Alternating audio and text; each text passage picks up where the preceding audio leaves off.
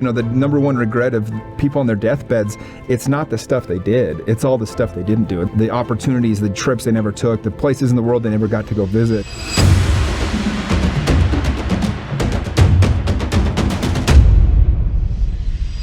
Welcome, friends, to a podcast with interesting people.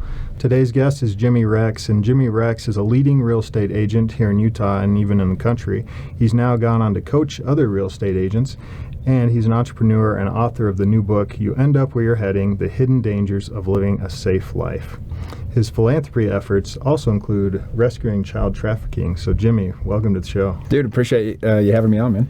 Yeah, this is going to be cool. I was really impressed by just the title of your book, when I listened to your podcast with JLD, and so I'm excited to kind of dive into it and see what that's all about. Yeah, it's going to be fun. We're about to launch, and it's a project that we've worked on for a long time, so it's fun to kind of watch it get to this stage now. So yeah, and I know we talked ahead of time that it's very similar to the hero's journey, right, with Joseph Campbell. So yeah, we go through the whole hero's journey as part of it, and then we show examples both from my own life and then people that inspire me, and I use examples in each part of the hero's journey to explain how you can really live an exceptional life following, that quote-unquote unsafe path. Cool. Well, we'll get in that later. I want to start with your vision board because I watched that video, A Day in the Life of Jimmy. So you've made it when somebody's made a video about the day in the life of you.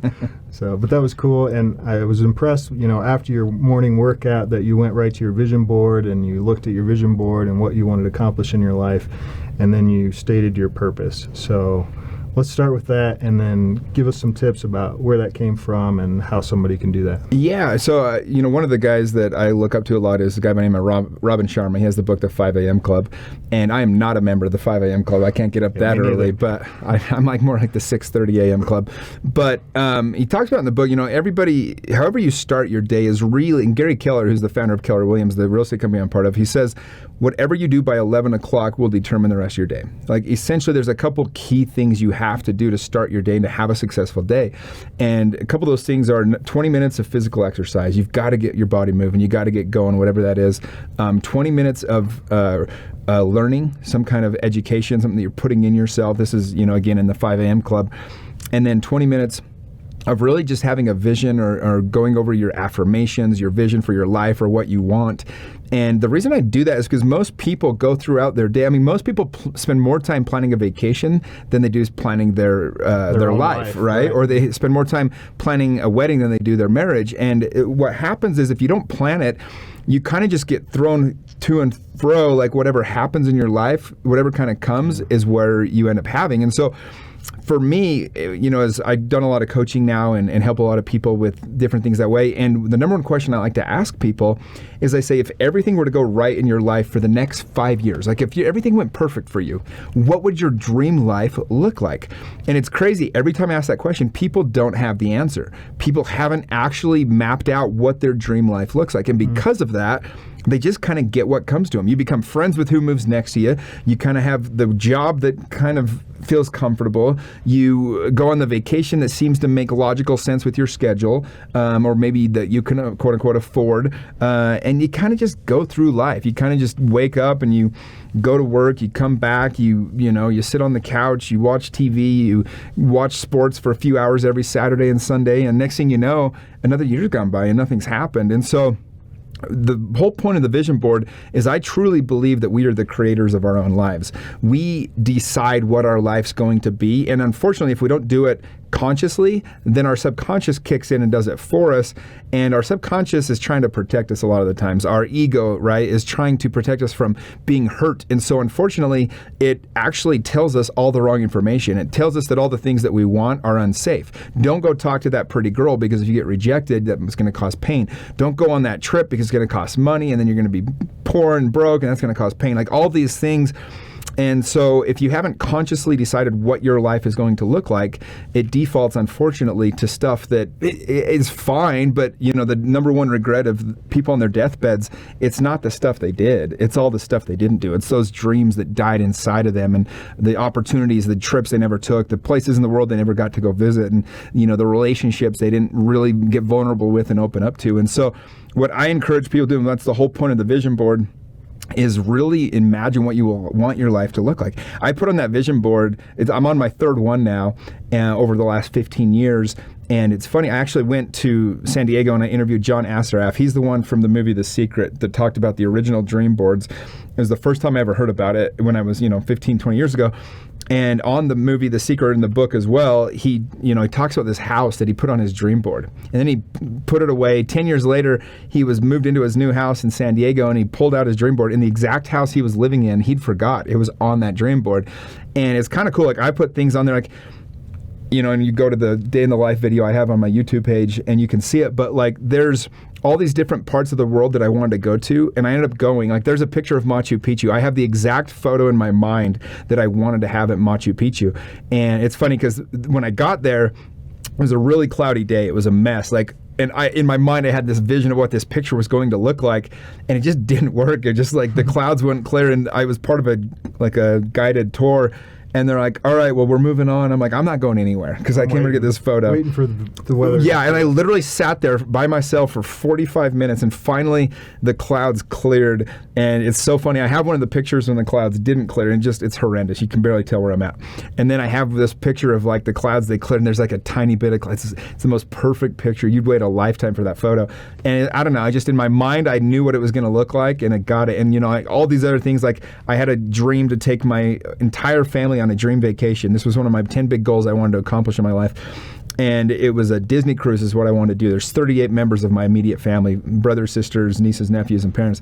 And last year I made some investments that paid off really well, and I ended up being able to pay and fly every one of them out to Florida, and we all went on a Disney cruise to the Bahamas right before COVID and all that hit, which was kind of awesome. Can I join your family? And so, that was on my dream board. And I had this, like, Christmas scene that was on there. And me and my girlfriend this year had the most beautiful Christmas. It looked exactly like that dream board.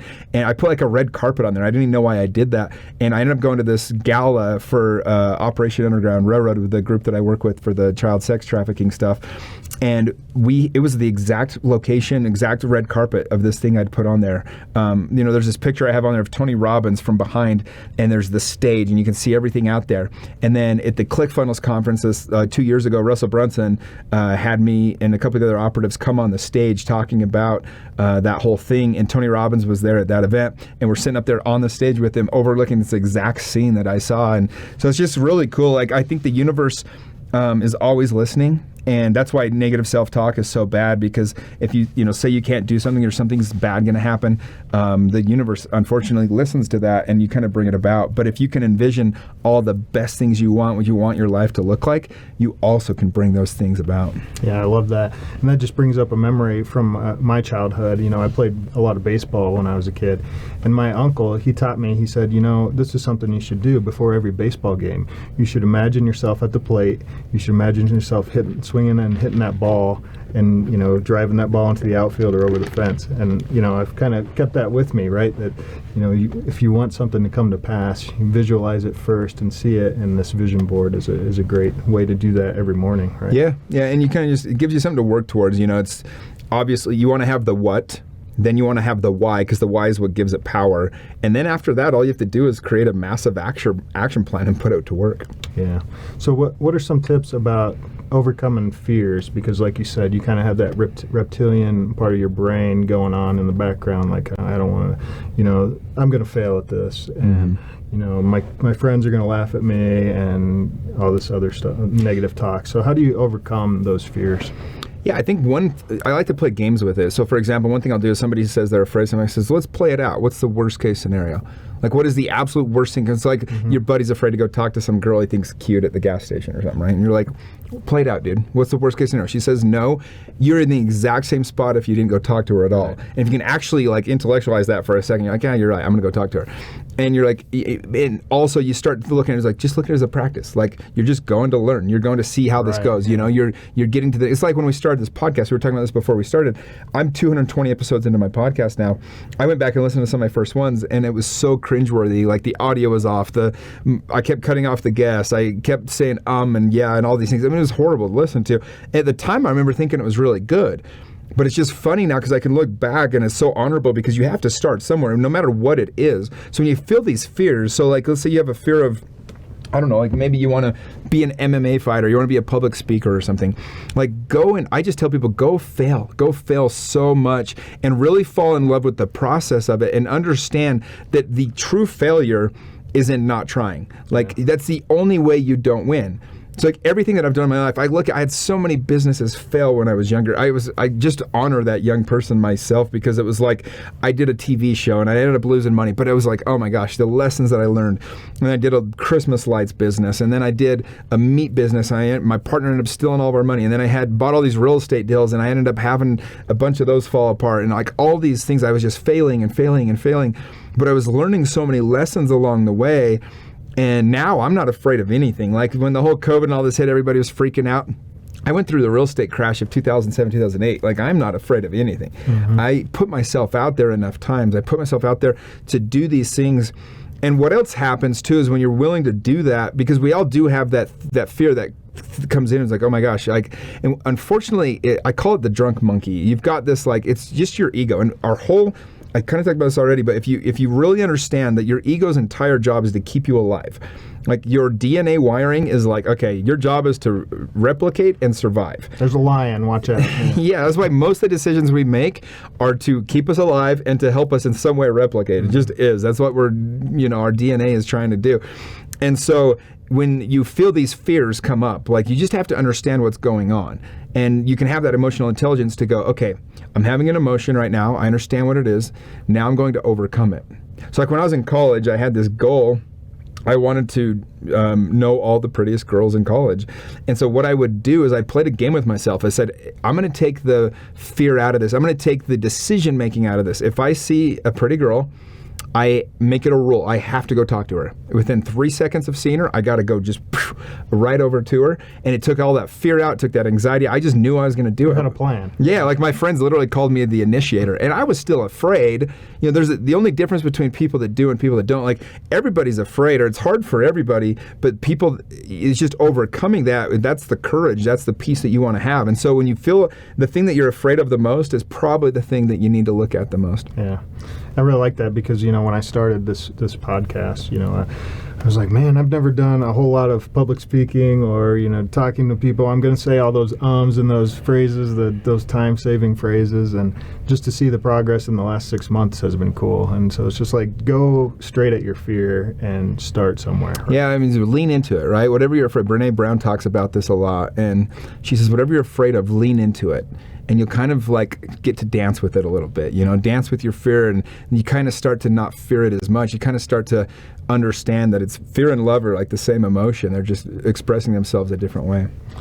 Yeah, I really like that because, it's usually not as bad as you think it is, right? You play it way up in your mind, and then you start doing it, and you're like, why was I so afraid of this? There's a really good book called by Dale Carnegie called How to Stop Worrying and Start Living. Yeah. And he says 99% of the things that we worry about never come to pass. The things that we're always afraid of or we're worried about. It's like you could have predicted New Year's Eve this year for 2020, the worst case scenario, what could have happened to you and all these things, and you still would have never come up with the coronavirus. You know what I mean? Yeah. So it's like it doesn't do you any good to worry about stuff anyways, because at the end of the day, it's not going to play out how you thought. And so there's kind of like finding beauty in the mess is kind of a key to life, I think, is really understanding like, look, I have a goal I have a vision for what I want my life to look like, but I'm not attached emotionally to what the outcome needs to be. Like I'm attached to the process. I'm attached to the journey of this all. That's it. So whatever happens, it's going to be a beautiful mess. I'm going to embrace that and take it and kind of make something from that. And don't be afraid to fail. You touched on that already, but I was looking at your podcast with Dan Fleischman. Fleischman. Yeah, and so he was a very young entrepreneur and successful, the youngest IPO, right? He was the youngest guy to ever take a company public at age 22. Yeah, that's crazy. Yeah, it was Who's Your Daddy was his brand. He had like energy drinks and all sorts of stuff. Yeah, but I loved what he kept saying that keep failing and keep failing and keep failing. No one's going to remember you for your failures, but that that one time you succeed, that's what people are going to remember. Yeah, I mean, think about it. If you go on 1,000 first dates and you strike out on 999, but you meet the girl of your dreams, are you a success or are you a failure? You're a success. Like, if you invest in 20 companies and only one of them hits it big, well, you're still wealthy. You know what I mean? Like, and people are so afraid of, again, they really are. They're afraid of failing, but like, I've convinced myself, I've trained myself to be afraid of boredom. I've been afraid of mediocrity. I'm afraid of settling. I'm afraid of just not giving everything I can to this life. Like, this is the only life we have. So it's like, nobody cares if you fail. They really don't. And we think people do. I remember when I was in junior high, I used to be so afraid of how people would make fun of my dancing. And eventually I got out of that. I had a buddy go, hey, just so you know, everyone here is uncomfortable dancing. Just have fun. If you have fun, people will be jealous of that because that's the energy that's going to be coming off. And so I would just have fun with it. And next thing I knew, everybody thought I was this great dancer. I was still terrible, but I was just, my energy had changed around it. I love it. I love it. Okay, let's go back to the hero's journey in your book. So overcoming some of these fears. So, give us a little preview about the book, how it starts, and what your goal of writing this book was. Yeah, so the book opens out, I talk about, there's basically two paths. And path one is what we call the safe path, right? It's settling in. It's kind of, you're in your 9-to-5 job, you're safe enough, you're comfortable enough, you're not totally fulfilled or happy, but it's, you kind of got this situation where it's good enough, and you kind of go to work, you sit in your car, you go home, you sit again, you go home at night, you either sit on the computer, or you watch sports, or you watch Netflix, or whatever it is, and it's like, you're kind of just, that's your life, and that's most people. That's about 80% of the people that are just kind of going through the past. And you got this 20%, this other path. And path 2 is dangerous. Path 2 is unknown. It's like, I contrast it in the book with one of the undercover operations that me and some friends went on when we went down to Latin America. And, I kind of contrast that with exactly what we were doing. We didn't even know if it was Wednesday or Thursday. There's no time frames. Like, everything's a mess. You 1 minute, you're in this alleyway. You're like, how in the hell did I ever end up in this situation? You can see that these traffickers have like a perimeter set, and you can see his gun on him, and you're just praying that they don't know what's going on. And next thing you know, you're negotiating the price per kid and all these things, and then you get done, and you call back to headquarters here in the States, and you're getting the authorities all figured out. You get all the information to them, and you start tapping their phones, and like you set up the party to go do the takedown and rescue these kids. And it's such there's nothing's going to make you feel more alive than that, right? And it kind of talks about like, I had a good buddy, his name's Andy Merchant. He's one of the foremost experts in the world. Nobody's taken more pictures of different species of sharks than this guy. And on a given week, he's diving with tiger sharks. He's in the mountains climbing with gorillas in Uganda. He's walking with polar bears in Greenland. The dude is insane. I love him. I've gone on a couple of these trips with him. And he said, our lives, at the end of our lives, we're only going to remember the moments that had high emotion with them.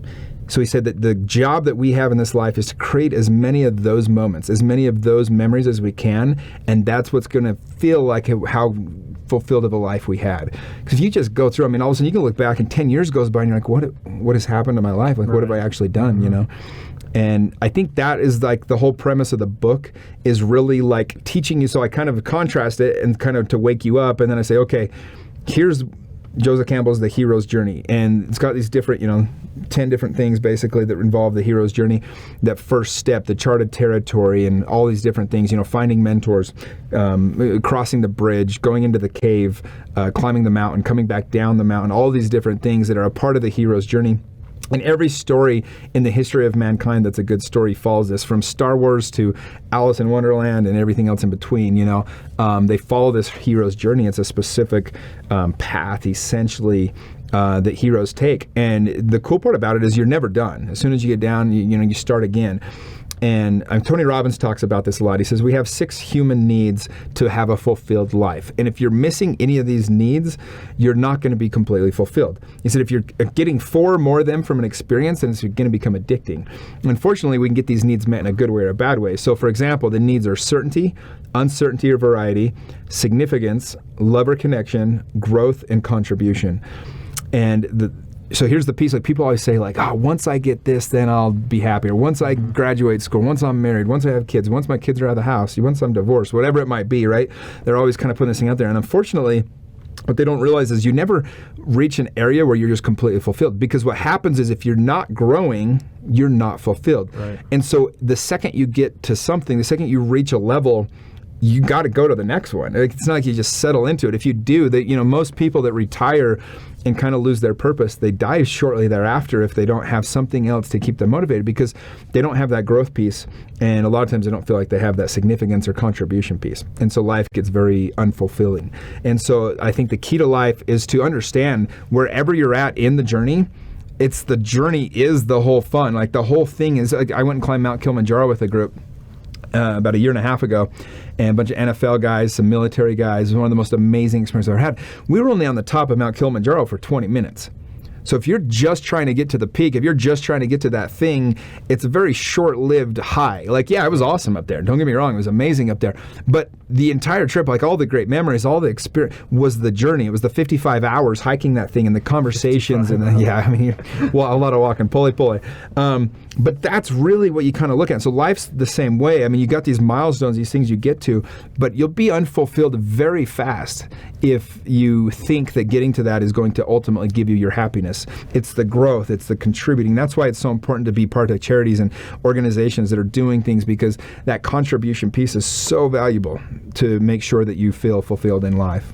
Yeah, I think that's part of the reason, Adrian and I did this podcast, right? Because we love to learn new things. We love to share the messages that people have that maybe people haven't heard, right? Maybe some authors or CEOs or small company owners that haven't got their message out there. And I think that's really driving us to say, man, we can get these people on, we can learn from them, we can share that with other people, and just keep going and repeating that process. So yeah, really it's great.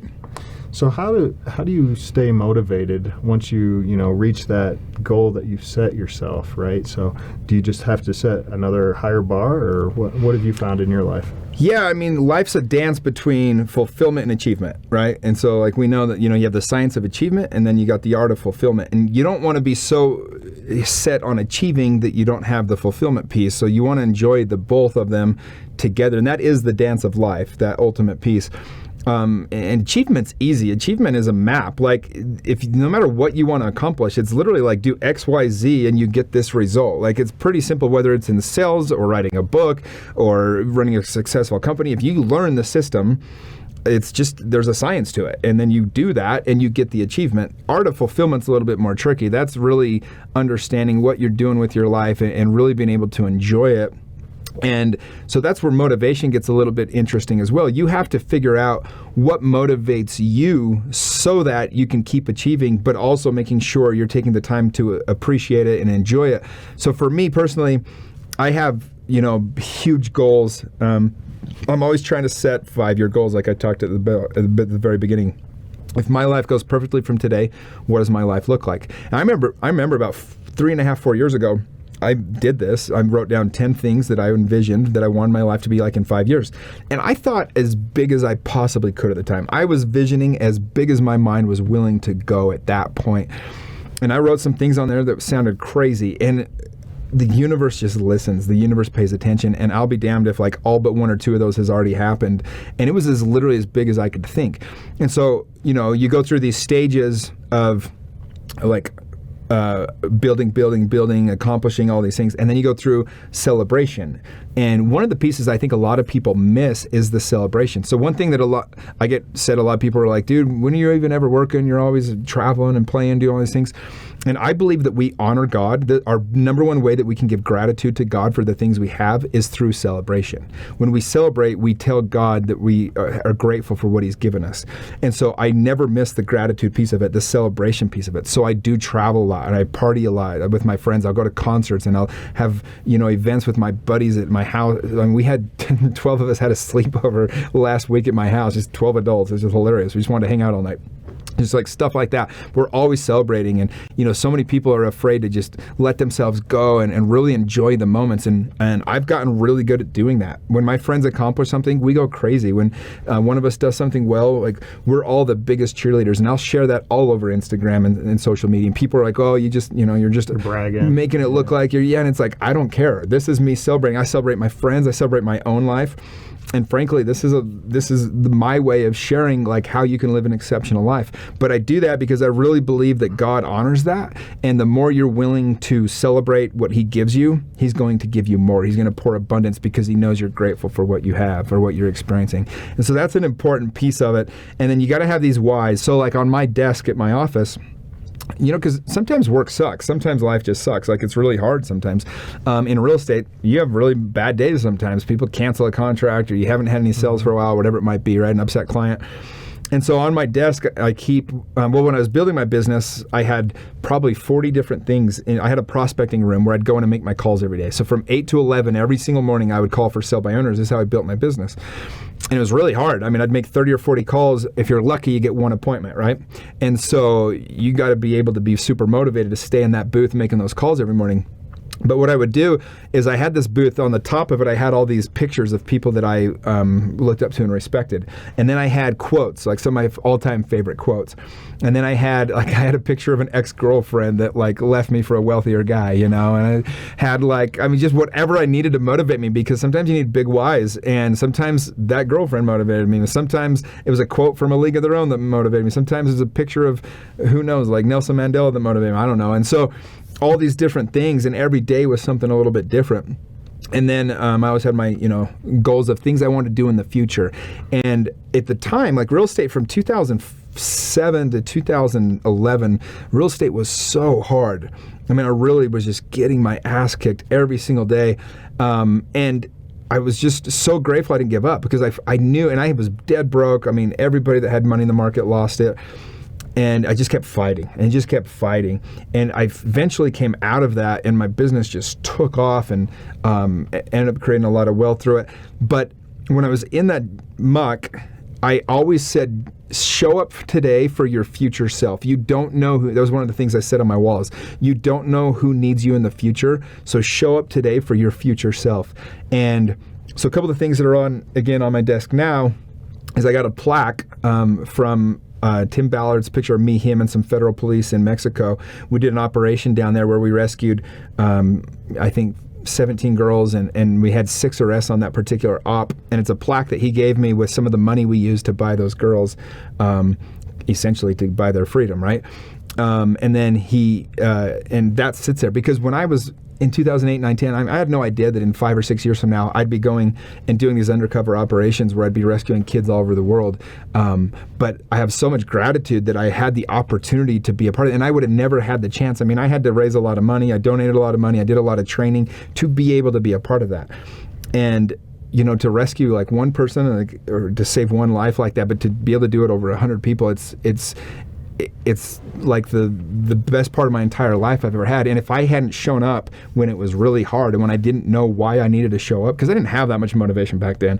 I had to go from buying a house to renting a house. I had no money. I had lost a couple houses that, everything was just falling apart. And you're just like, man, like it's really hard. And you went back to your life's purpose, right? So yeah, you go back to the main thing. Recite your purpose, because I think this comes in really well. Yeah, so the purpose of my life is to share my tremendous love with all of God's children, bringing happiness to others through my playful soul, and by being an example of living an extraordinary life. I love it. Yeah, and I recite that every single day, just over and over. I mean, that's my purpose. So if I catch myself not being playful, I'm like, oh crap, I'm going against my life purpose, right? If I see myself being lazy or not doing something, I'm like, oh, this is not an exceptional way to live. Like I need to pick it up.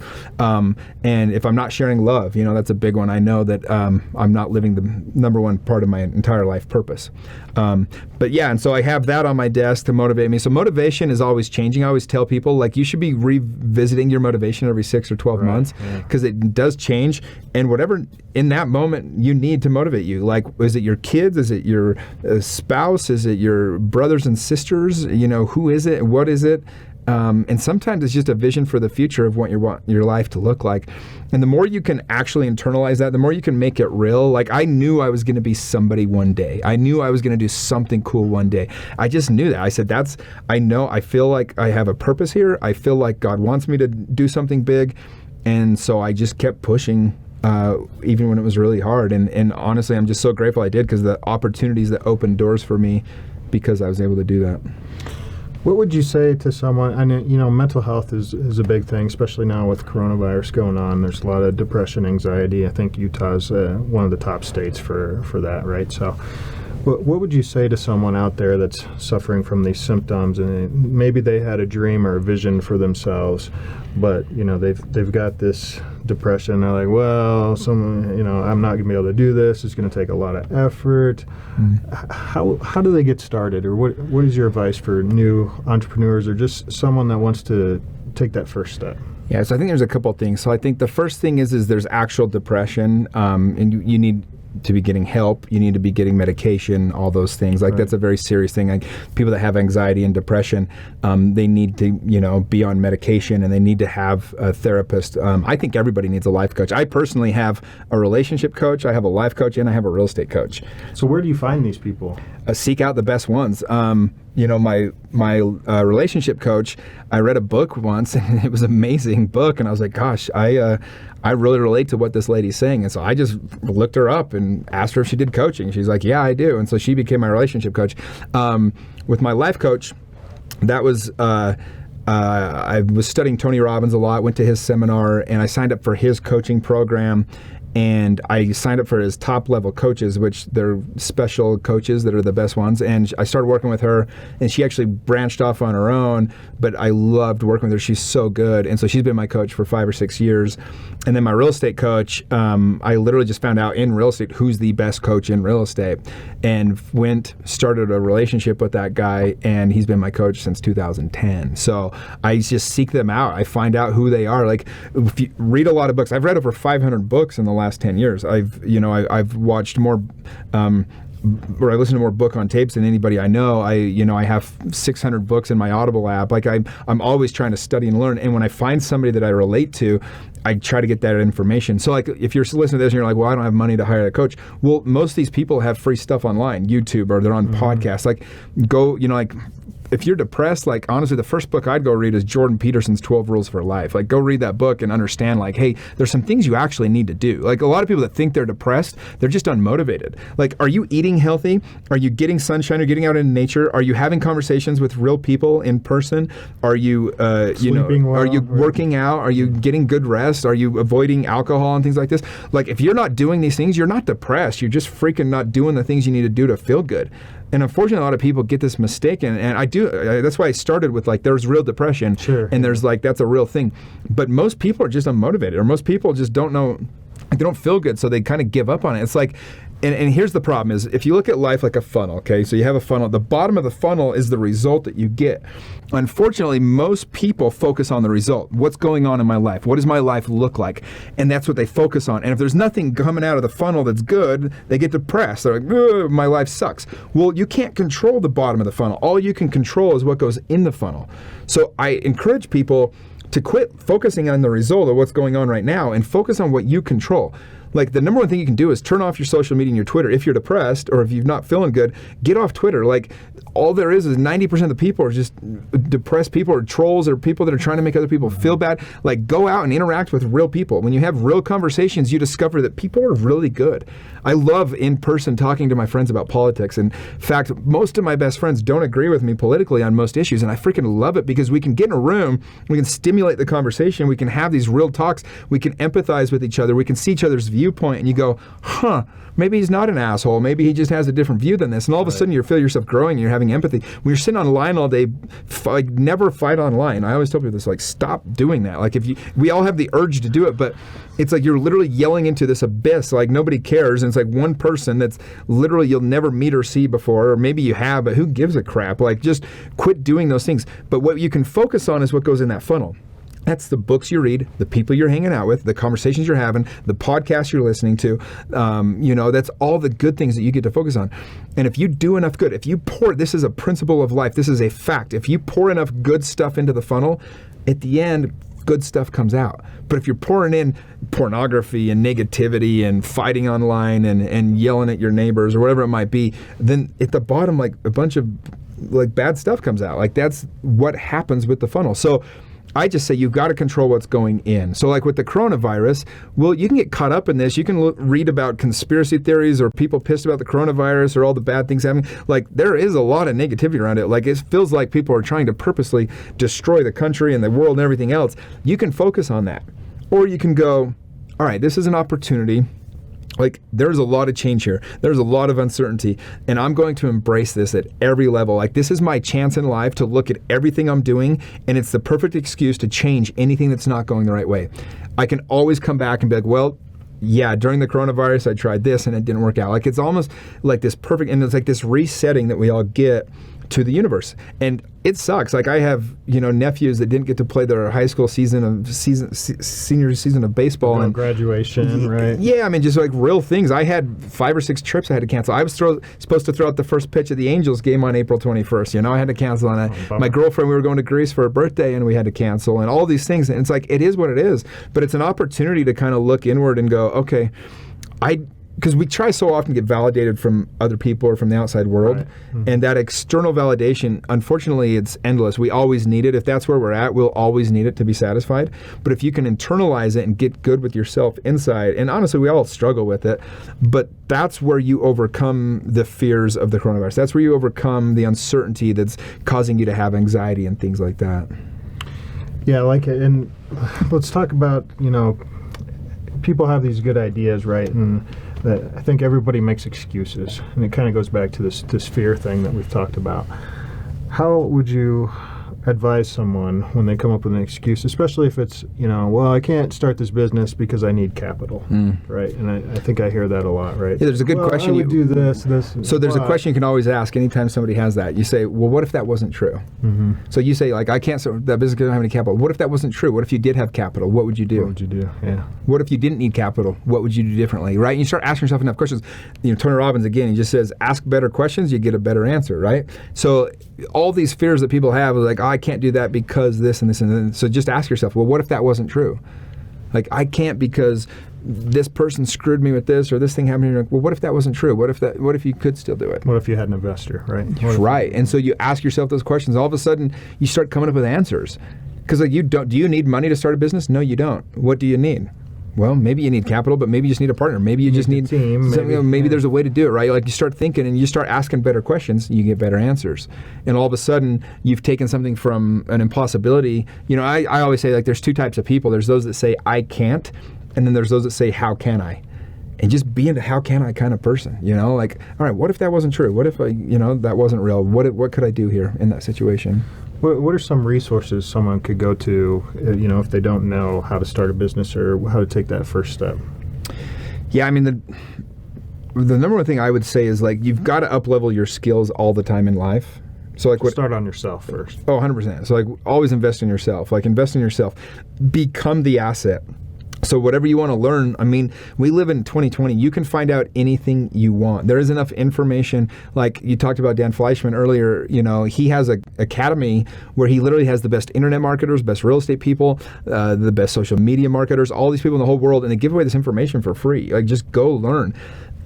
And learn by doing, like, practice it. Like when all those companies I had when I was younger, the meat business and the TV show and all these things that failed, that's where I learned. That's where I got all these skills from. And then I ask a lot of questions. We're afraid to ask questions because we don't want to look stupid. The smartest people I know to this day ask the most questions. One of my best friends, a guy by the name of Dave Bateman, he owns a company here in Utah called Entrada Software. I'm on his board. This is a multi-$100-million company. He's got, hundreds of employees. I think he's got 1,800 employees now, actually, or something like that. I mean, it's a huge company.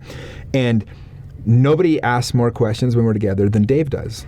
Like when he went through his divorce, he was grilling lawyers over and over to learn. He actually went and taught himself in 4 months how to basically understand the law. When he started dating again, 4 or 5 of us, he'd call us all the time asking questions. He hadn't dated since he was 21 years old. He's like, what do you do about this? What do you do this?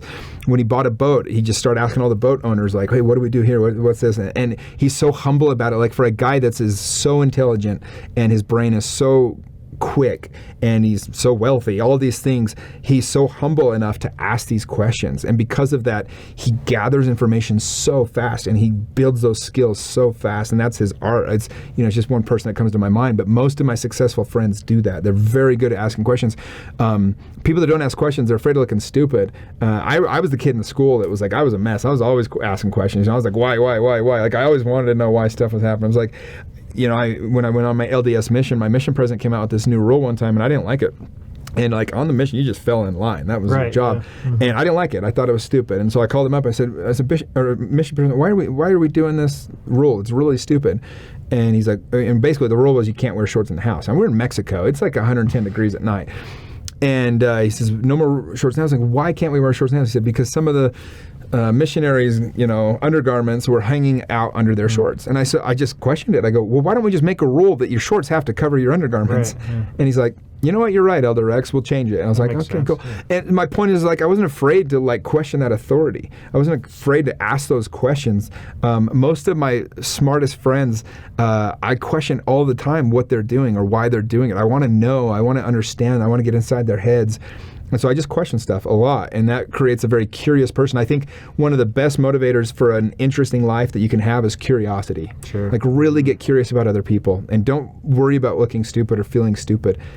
Yeah, and I think one of the benefits of asking questions that this friend that you were talking about, I'm sure he gained a bigger network from doing that. Oh, huge. Right? He's got one of the best networks in Utah, because he's always reaching out, and people like to help. Questions, and like you said, people are friendly in person, at least. Sometimes on social media, not so much, but yeah, when you get those face-to-face. Yeah, and that goes back to, be careful who you take your advice from. Like, I wouldn't ask social media for something personal or vulnerable, because I don't want to invite all those people to the party. I don't want those people all to give me advice. Most of those people aren't qualified, and I'm not going to give them all the information they need to give me a good advice anyway. So do you think, we've touched on this a lot, but I've got this note here. So going back to your book, what separates those people that, are playing the safe life to those who are really living their potential, and how do you make that transition? Yeah, no, it's such a good question.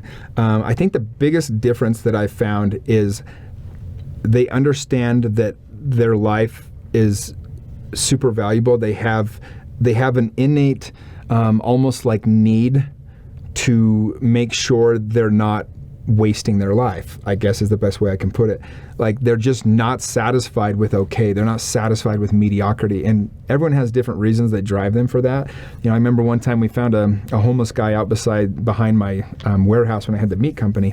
And we got this guy we got him a hotel, we got him food, we got him all bathed, we got him a haircut. We were so excited to get him back on his feet. We were got him a job working for us. And 2 days later, he disappeared, and we paid him his first paycheck, and he disappeared after 2 days. And we finally found him and tracked him down. And he's like, guys, it's just not for me. I appreciate it. And we're like, and I realized, like, that guy just had life. To him, it was easier to not do anything. It was easier to dumpster dive and to live on the streets than to go to work every day and make something out of himself. And what I realized talking to him, I had lunch with him when we were helping him out, is he'd lost all of his motivation for life. He'd lost all of his reasons to do more for himself. It was really a sad story. He was from South Dakota, and his wife, he caught her cheating with another guy. He killed the guy. Got manslaughter for a couple of years. His kids, the guy was one of the most popular guys in town. His kids took the other people's side, and so he lost everything. It was really devastating. Tragic obviously, story, yeah. And so the guy just gave up on life. And, he forgot that he still had a lot of things he could have done. Like, we get to ultimately decide what our story means, and he could have made that anything that he wanted to be. He chose.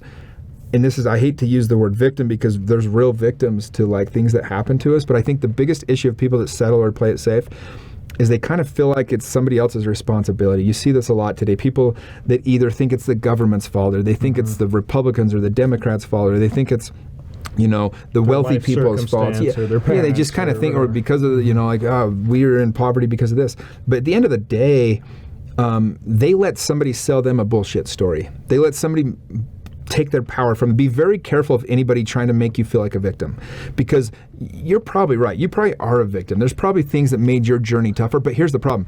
Being a victim just doesn't serve you. I think everybody's a victim, for something, but it's sure. And I'm not naive. Like, people have tougher lives than others. Like, I've had several advantages in my life. I have. But what you don't want to do is play into that story. People will fall in love with their story.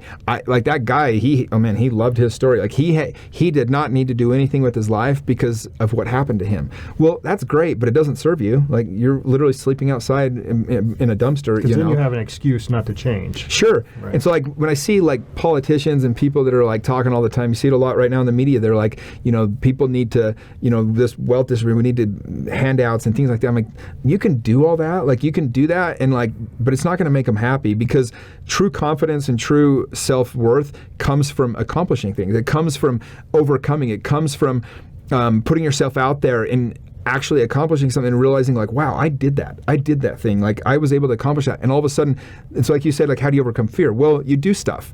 And all of a sudden, something you were afraid of, you do it. It's like you're on the cliff at Lake Powell. You're standing up there and you want to jump in the water and you're like, I can't do it. The second you jump, you're like, oh man, that was amazing. I'm going to go higher. And then you want to go higher, The same thing with life. It's like every time you have that fear, you jump into it, or, lean into it a little bit. All of a sudden, you're not afraid of it.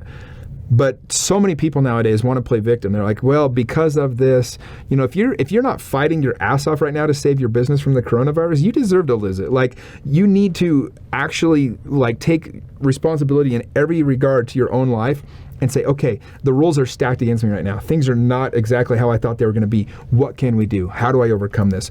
And just don't play victim. That's the number one thing. And don't let other people tell you that you need them. I mean, I hate to say it, but there's a lot of politicians right now that are telling the public, the general public, you need us to get out of your situation. And it's the most dangerous language. I hate it, because they say, you need us. Vote for us because you need us. We'll be the ones to save you. Bullshit. Like, nobody's coming to save you. They've been saying that for the last 50 years for the same people. You need to save yourself. Like, you really do. There's so many issues that could be solved if people just took the responsibility out of, or in their own hands, and took it out of anybody else's, including the government, and just went after it themselves. I love that. And, it reminds me of one of your podcasts you did. I can't remember who it was, but there was a quote there, like, they should do this, right? They, things would be better if they did this and they did that, or if someone did this, right? Mm-hmm. And you said, well, the they is you, right? So it's my life motto. I wear it on my wrist. Oh, it says, really? We are the they. Oh, I love it. And I hadn't even seen that. Yeah, no, it's my life motto. And so what happened was, when I started going undercover, I was dating this girl.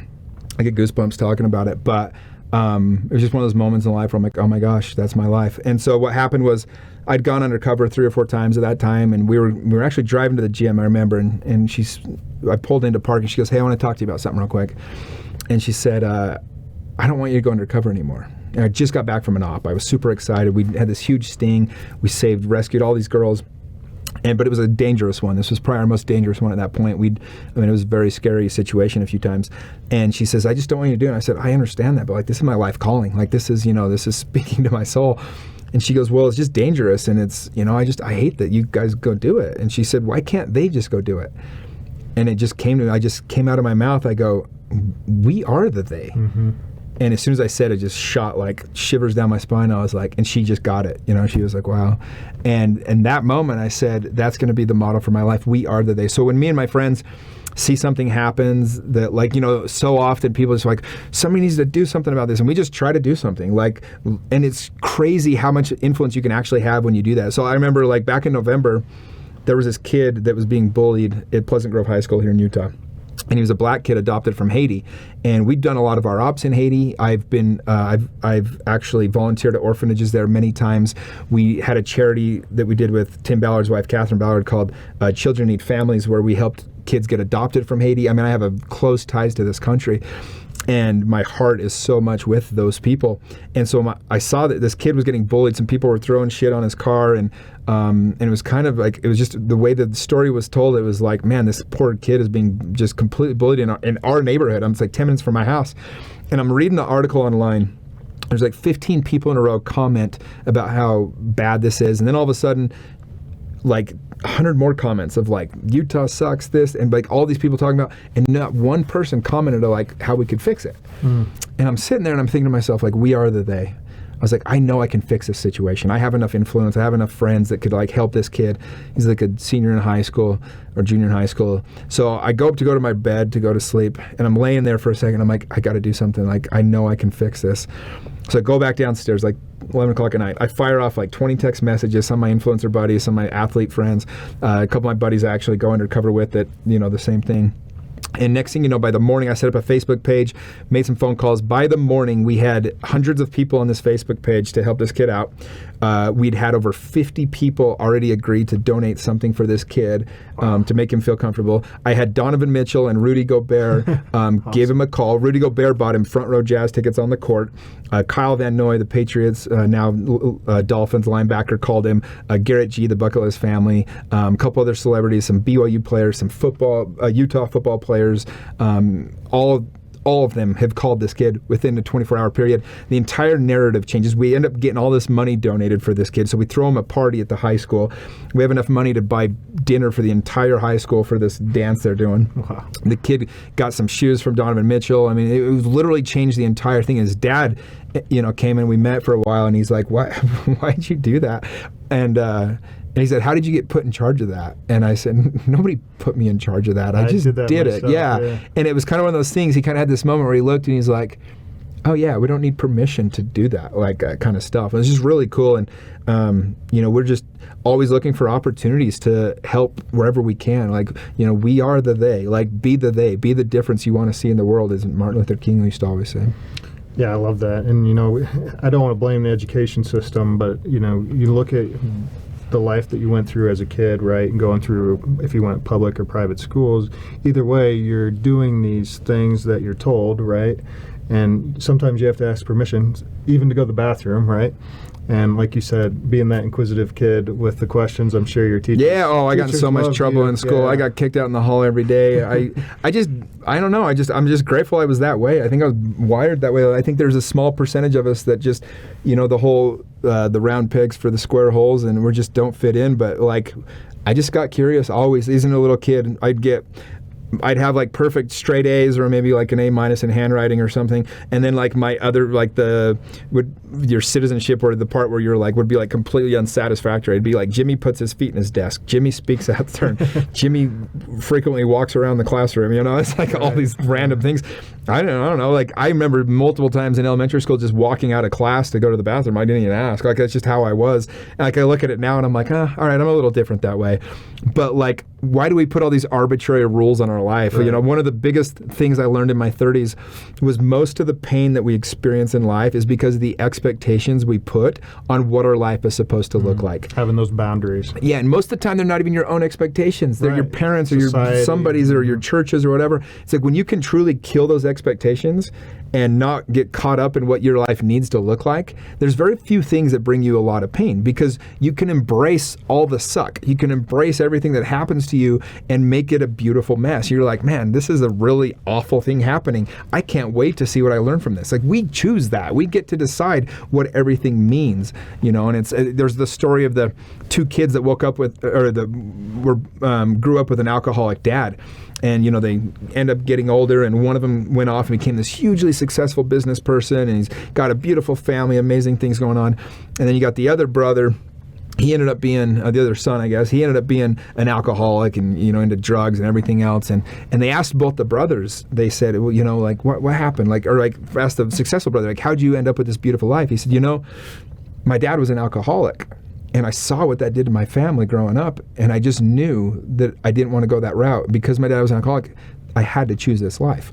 When they asked the other brother, the one that's, just squandered his whole life, he's a druggie and a drunk and all that, he said, what happened, man? When'd you go wrong? And he said, my dad was an alcoholic, and I knew because of that this was going to be the path that I had for my life.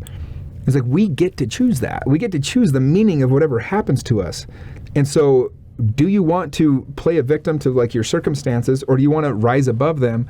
In every circumstance, we get to decide that. I think that's a great note to end on. We've talked about this, taking charge of yourself, right? Not being a victim, not putting those boundaries on ourselves, and looking in the vision, that 5-year plan, and then once you reach there, set a new 5-year plan, right? Have some more motivation. So I think we're going to have you on again. I know your time's precious. We'll have to have you on again and talk more about your child trafficking, because that's really interesting, and I know there's a lot of people that are interested in that as well. So yeah, anti-child trafficking. Yeah, right. Your child trafficking. Yeah, I know what you mean. Your operations with helping. Yeah, for sure. Would love to get people out of child trafficking. So I would love to. That sounds I mean, sounds like Bad Boys to me. I mean, yeah, it's the Wild West a little bit. So, Jimmy, a lot of value bombs you've dropped here. Any last value bomb or call to action, and where can people find you on social media or your website? Yeah, I mean, the last thing I would just say is, we've heard this quote so many times, but you way overestimate what you can do in a year and way underestimate what you can do in 10. Just be consistent. Decide what you want to do. Every one of my friends that picked something that they were passionate about and stayed consistent for 10 years is massively successful. But it's the consistency that counts. You've got to do it every day. You got to do it on the days you don't want to. You've got to do it on the days that don't feel good. It's my favorite quote is from A League of Their Own. I mentioned this briefly earlier, but Gina Davis's character is leaving. She's kind of fed up with everything. She was the number one player in the league, and Tom Hanks' character goes over and he's like, Jimmy Dugan, and he's like, what are you doing? Like, you're our best player. Why are you leaving? And she says, it just got to be too hard. And he says, it's supposed to be hard. The hard is what makes it great. Right. You got to fall in love with the work, man. You got to love the process of it, love the suck, embrace it. That's my best advice. And if you want to find me, I'm very open to, a lot of people reach out. I love to respond, but in my Instagram is the best way to get a hold of me. Okay. It's Mr. Jimmy Rex, and I'll be doing swipe ups to the book when it's released. I do a lot of all my new podcasts. I do, posts about that so you can see the guests. I got some amazing guests coming out. I'm not going to say who, but I got some great guests coming up, and really just trying to put a lot of information out there to help people out. And so reach out anytime. I'd love to help any way I can. Great. Love it. Thanks, man. Yeah, thanks for being on the show.